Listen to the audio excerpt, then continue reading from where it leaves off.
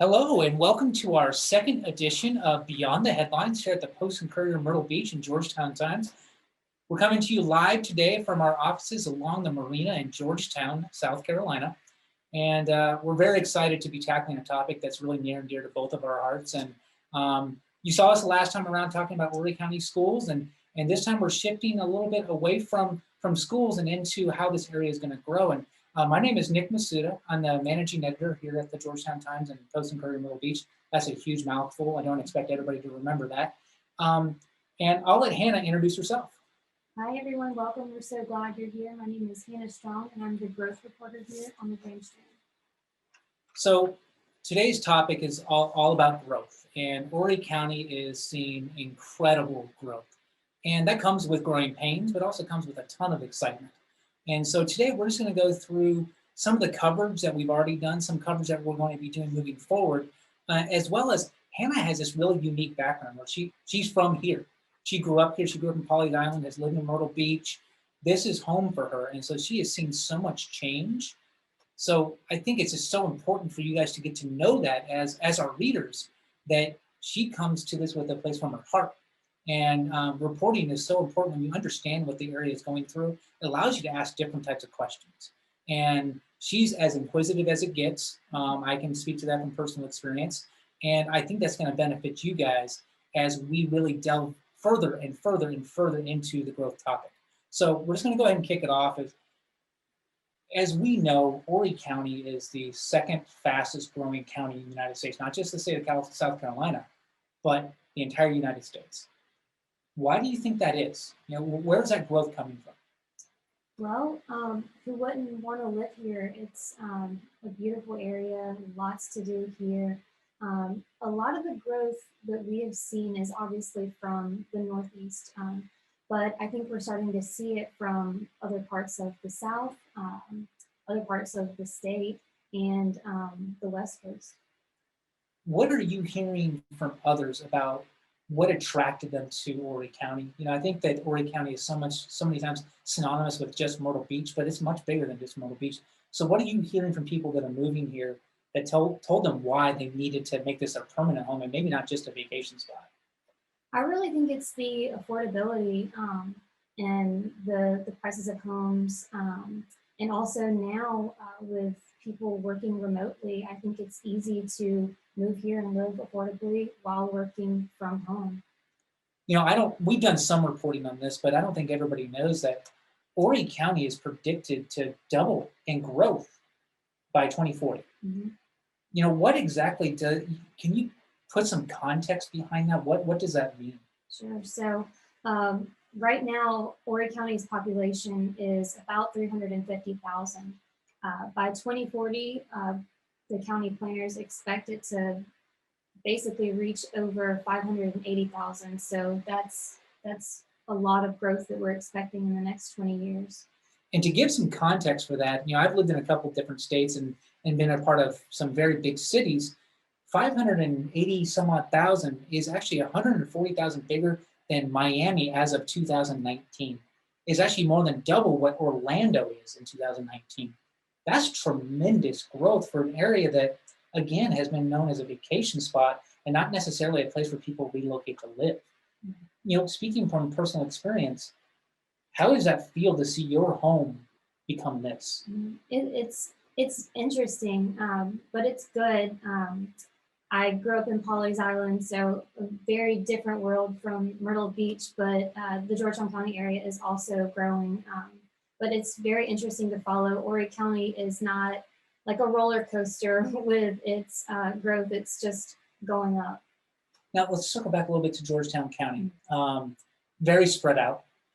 Talk to me a little bit about the growth pattern there, what you see in terms of numbers, and why maybe it's not as obvious to people who travel through Georgetown to understand that it actually is growing. Mm-hmm. Well, Georgetown County is definitely growing. It's just growing at a different rate than Horry County and the Myrtle Beach area. A lot of the growth in Georgetown County is happening in Pawleys Island, and things across the bridge on the Georgetown side are, more spread out. So let's circle back to Horry County. Obviously, we can't grow east, unless we're going to start building ocean homes, which actually maybe is not a horrible idea. But where is the growth likely to happen, and what types of hurdles or benefits come with that?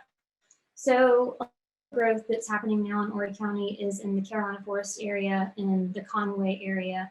I think a lot of the hurdles that the community is really talking about is the flooding and the homes that are being proposed and the developments that are being proposed close to the waterways. So a quick reminder to those who are tuning in right now, if you have a question for us, we're going to get to those at the end. Feel free to put questions in there. We'll get to the ones that we can at the end of this. We very much want you guys to be involved. This is a two-way conversation. Obviously, Hannah and I are very intimate with this topic, but we want to know what's on your mind. So feel free to drop in a question. We'll get to those at the end. So recently, we're all dealing with something much more serious. Now, yesterday was a win for 60 families or 60 homes in the area that are going to get bought out because of the flooding. But talk to us a little bit about how the recent rain event really put a spotlight on some ongoing issues that were created, or at least partially created, by the growth that Horry County has seen. Mm-hmm. Well, I think more developments being proposed in the area is definitely alarming to folks. Having covered flooding events after a lot of rain or after a hurricane is tough. It's tough to be right there with homeowners who are walking into their homes after the water has receded, and just assessing the damage, seeing all of their losses, and a lot of times having to go through it again, time after time, having to gut their house and have the insurance adjuster come out and assess all of the damage. Now, on Friday, you took one of those trips. Take us through that a little bit from your perspective, hearing what these couple of different homeowners had to say. Just talk to us in terms of that emotion, and how do you take that emotion and put it to paper? Mm-hmm. It's definitely tough being there with a homeowner and just seeing the tears in their eyes after walking back into their home. One home I visited in Sacastee on Friday, there was still about 4 inches of water in the home. So you walk through, definitely in rain boots, sometimes waders, and the flooring underneath is coming up and it's squishing as you walk through. The smell is just awful. You can see the water line, how high it came up on the sheetrock. Things displaced, the water picking up tubs literally and shifting things around. Just, you can really see how powerful the water is. So if we're looking at these history lessons as they go by us, and these people are dealing with this time after time after time, mm-hmm. especially over the last 6 years or so since Hurricane Matthew. Mm-hmm. How is that impacting how things are developed moving forward? Or what are you seeing along that? Or what alarming things might be out there? Yeah. I think a lot of the community members are worried about the more developments causing their flooding in their homes now to worsen.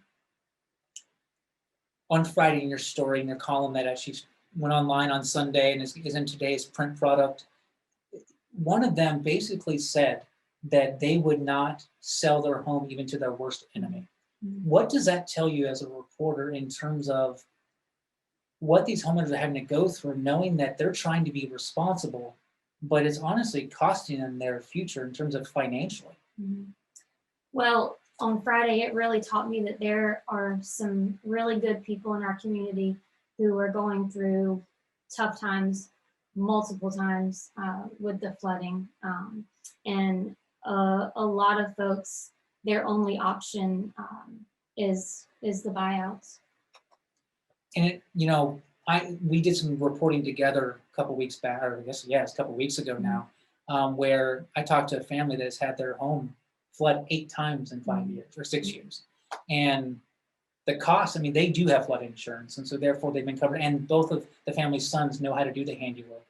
But you're still talking about, when I was talking to one of the sons, it was 9 months for him to try to repair the ground floor apartment that was there. And now he's back to square one. And so he has to look at that process, and he's dealing with his own injury. And so it feels like it's very cyclical. Would that be fair to say? I think so, for sure. When you look back on, you grew up without the worry of floods.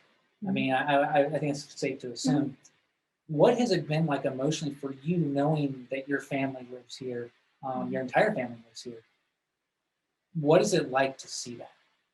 Well, it's definitely heartbreaking to see neighbors go through this time and time again, and have to just deal with the flooding events over and over again, having to regut their house and pick out all new cabinets all over again, and cabinets that sometimes aren't even a year old.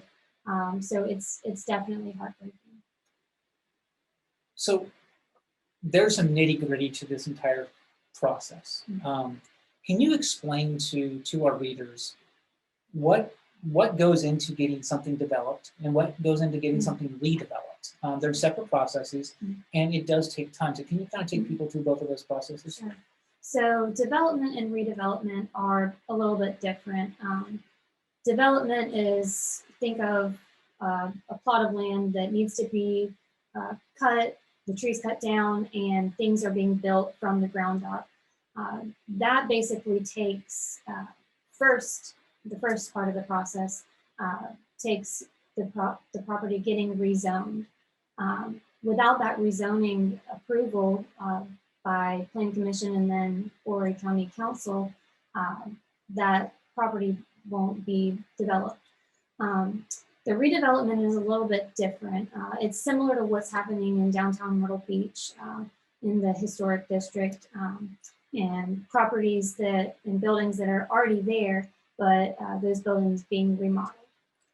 So let's circle back to some really key coverage that you gave our audience last week in terms of a trio of different developments that have been passed through the Planning Commission now. Now Horry County Council is going to take them up, and there's going to be 2 or 3 readings on these proposed plans. Take people through what exactly is involved with these 3, where they're located, and why it's important in terms of the area kind of learning from past mistakes.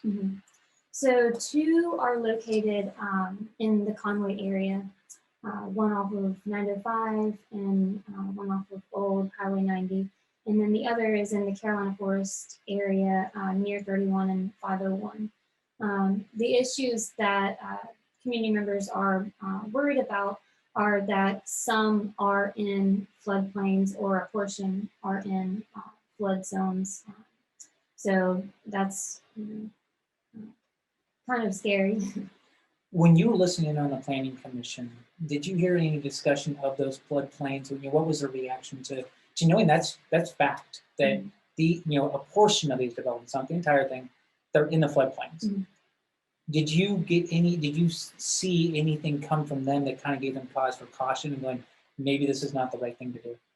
Well, anytime that there is a proposed rezoning request, the Planning Commission staff obviously gives their expert opinion.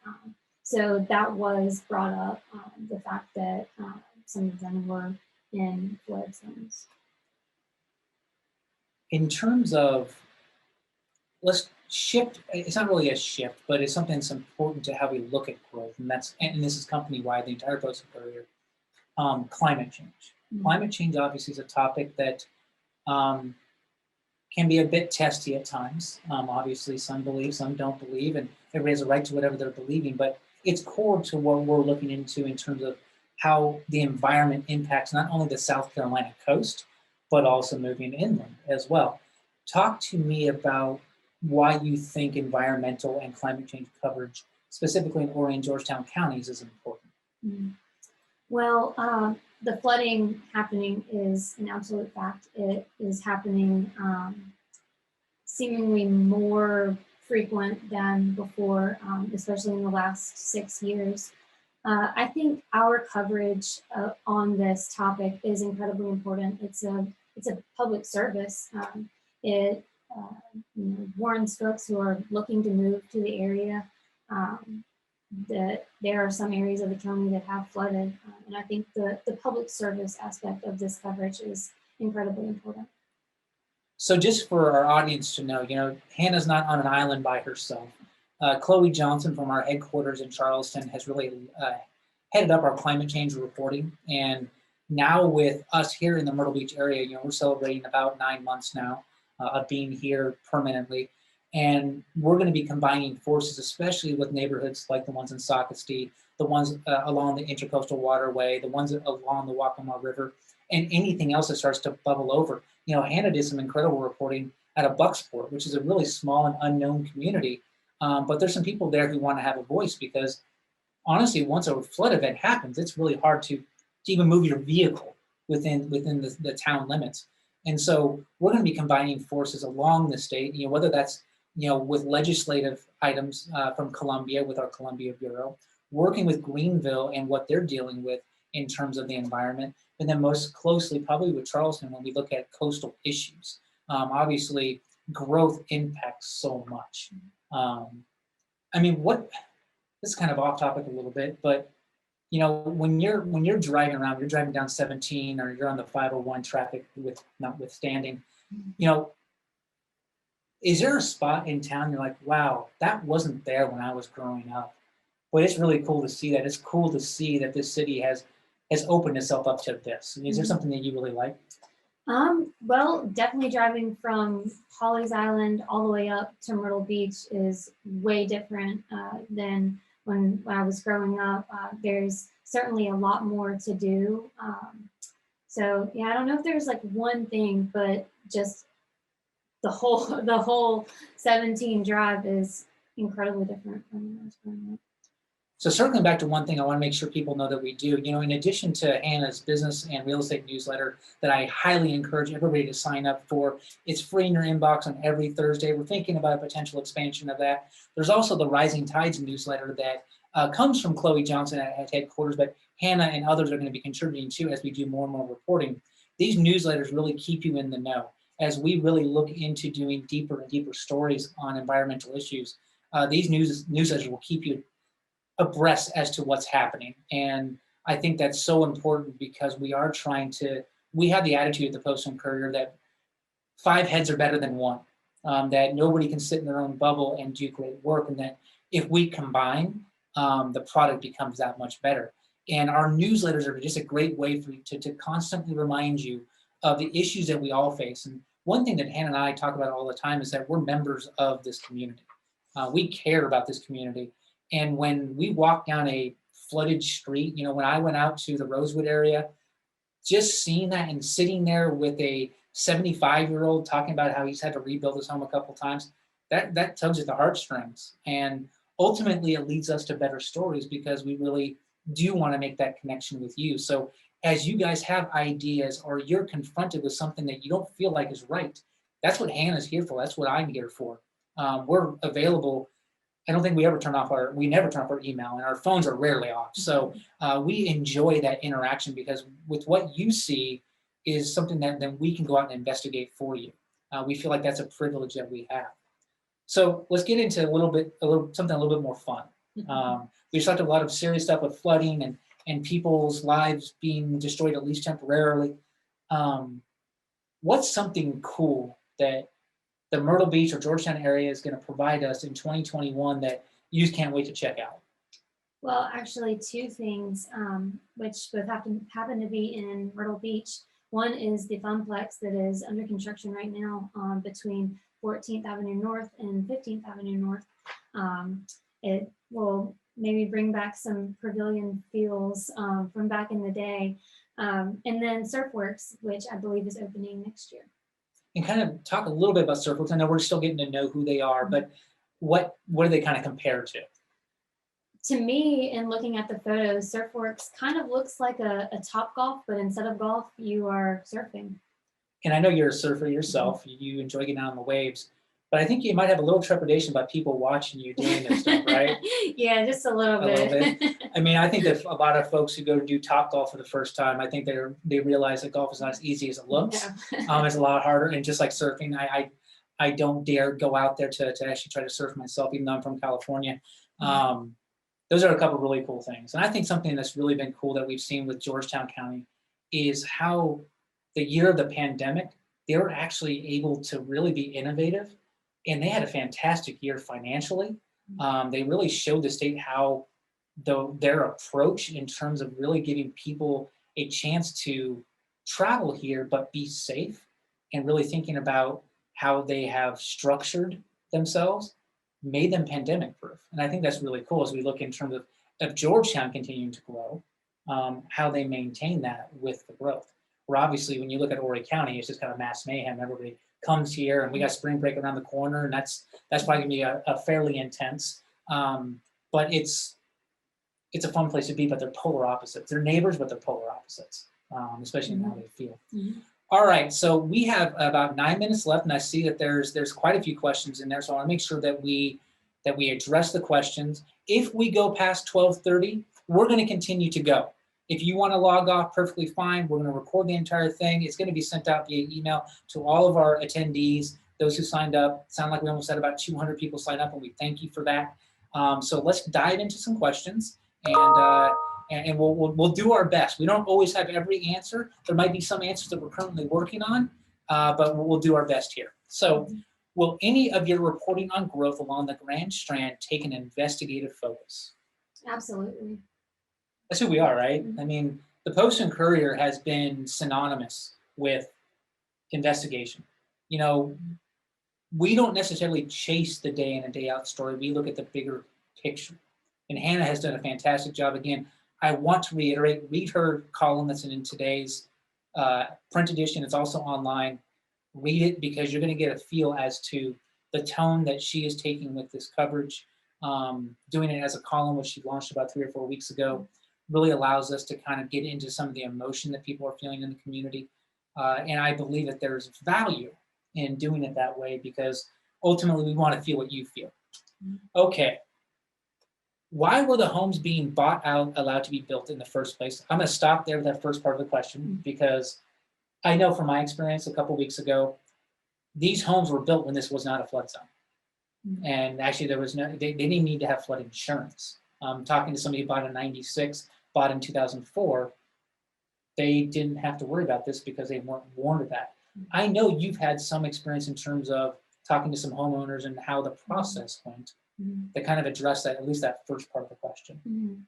So, yeah, I think right now with the news we heard this week, it's gonna be a process, and the homeowners who could benefit from this are gonna have to go through a lot of paperwork probably, and have to qualify. Okay, let's get to the second part of this question. Now all their hopes and dreams are dashed, as well as our tax dollars are being spent on an enterprise that should not have been allowed to be built. Secondly, is this buyer beware and learn about the area prior to purchase? Actually, it's again another interesting question. You and I actually had that discussion this morning, is that it seems like some weren't given the proper heads up. I've talked to multiple homeowners who had no idea that they would ever be impacted by flooding. A lot in their first flooding event, they didn't have flood insurance, so they were left to remodel and fix their damages with funds from their own pockets. And that can get draining after a while. You only have so much in your savings. Absolutely. All right, and the last part of this question, Carolina Forest is overbuilt now. How will the County Planning Commission ensure new roads and infrastructure are in place prior to development? From what I understand, I believe traffic studies have to be done whenever there's a new development coming. So that is something that the county will have to address, because with more homes comes more people and more traffic. And actually, this morning during our staff meeting, we actually had a full-on discussion about differing issues of surrounding traffic as different areas are reconfigured and widened, and that stuff takes time and therefore causes more traffic chaos. And Myrtle Beach is synonymous with horrendous traffic. Was not exactly built with growth in mind. Okay, let's go to the next question. Can the local government purchase flood insurance on all the individual residential buildings in the justification naming itself as a recipient of the flood insurance proceeds that funds the buyouts that will be required if a certain percentage of the original improvement must be replaced? I think that's a good question. That's something that we'll need to look into. And I think there, obviously flood insurance, something to keep in mind as every one of these events happens, flood insurance gets more and more and more expensive. Again, going back to those who bought in 2004, they weren't even required to have it. Now it's almost a must-have. And especially with this last rain event, FEMA not coming to the rescue for those who are uninsured because they weren't in a flood zone, but now are, off the record are. It's a definite financial twist, but that is definitely a great question that we will definitely look into. Mm-hmm. Will you be developing more information around development trends in flooding? Definitely. I think that our ongoing reporting allows us to be able to write a bigger picture story about the trends that we're seeing, especially the trends over the last 6 years. And I think to reiterate something I talked about earlier is if you're seeing something in your neighborhood that we're not aware of, there's so many neighborhoods in both of these counties, so we need to hear about it. So, reach out to Hannah, reach out to myself, and we love coming out and meeting people. We love coming out and seeing these neighborhoods because it gives us much needed context. So if you see something that we need to be diving into, please don't be a stranger. All right, another question. Horry has been trying to get funding for drainage studies. Will you be covering that topic? There's so much we don't know about our watershed. Mm-hmm. Definitely. I think that's something that we should look into. And actually on the Georgetown side of it, we're actually currently looking into some stormwater runoff issues. And believe me, it's an issue in Horry County too. Mm-hmm. So we feel like there might be some ways to kind of cross over and showcase that both counties struggle with the same thing. Obviously with this mass amount of water that we get, especially when you basically rains for 4 consecutive weeks, you're going to have a problem with runoff. And what we need to look into is whether or not the proper funds and the proper budgeting is there in order to actually handle it. Mm-hmm. All right. Do you regularly attend Planning Commission and County Council meetings, both in Horry and Georgetown counties? We do. If it's virtual, I'm listening online. If it's in person, then I'm there. And on the Georgetown side too, we actually have a dedicated reporter to pretty much everything Georgetown government. Her name is Demi Lawrence. And to start helping Hannah, we actually added a new staff member today, or yesterday, but today's her first day in the office, Alex Brise, who's going to be helping Hannah get to the bottom of this, especially with county council, and making sure that the promises that are made are actually followed through on. As a nonprofit organization that works to protect our local rivers and wetlands and the communities that rely on them for drinking, fishing, and swimming, we appreciate your reporting and investigation on issues facing our communities. Better informed is better prepared to tackle these important issues. Thank you from our clean water team at Winyao Rivers Alliance. That's ultimately the reason why I think we both probably heart fluttered a little bit. That's why we do this. In the end run, it is a responsibility we take very seriously, that we need to find answers and hold people accountable and responsible because we live in the same neighborhood. It's not like I live in New York and fly here every day. This is a place that I call home as well. So thank you. Yeah, thank you. What do you attribute the growth to as far as employers coming into Horry County?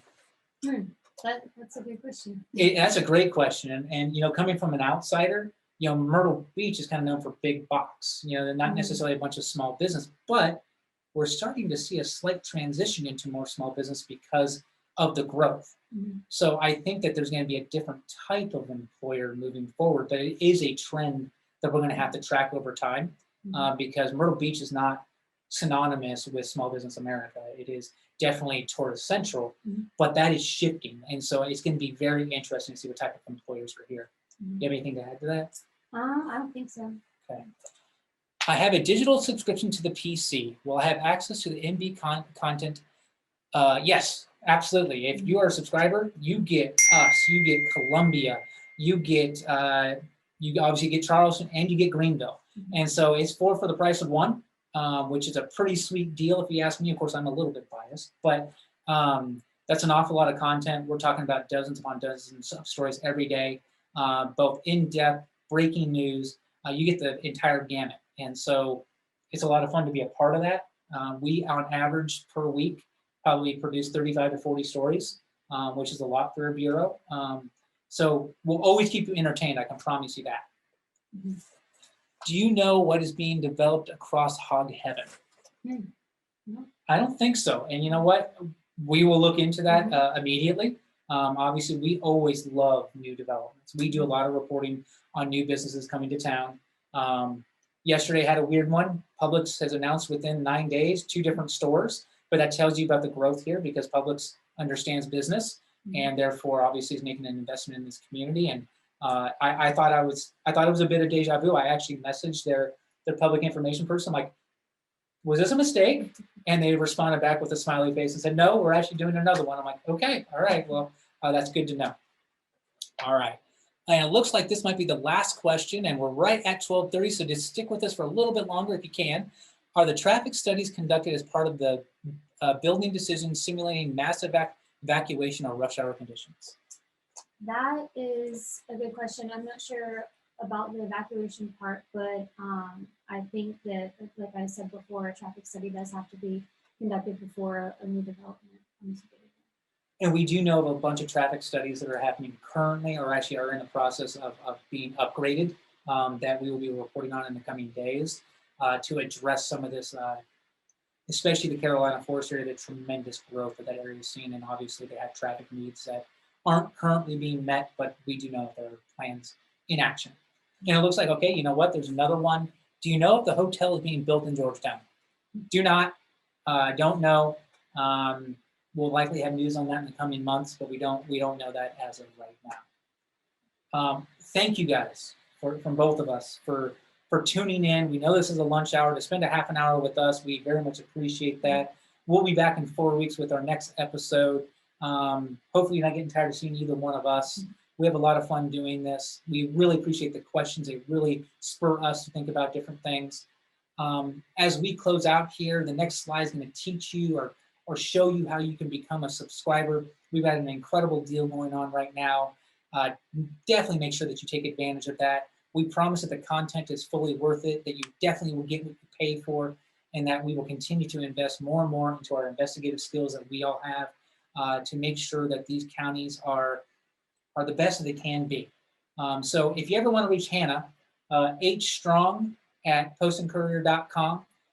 I'm in Masuda, Masuda at postandcourier.com. Our contact info is on every story we write too, so feel free to pick it up from there. Like I said, we answer emails at all times of the day. We believe in making sure that we maintain our connection to you, and we have a lot of fun doing that. I've gotten so many great ideas from the community. So with that, Hannah, do you have anything else to add? I don't think so, except for thank you all for tuning in today. Yes, thank you guys again. We look forward to our next episode. In the meantime, take care of yourself, stay safe, enjoy the sunshine. Hopefully the rain stays away for a little while.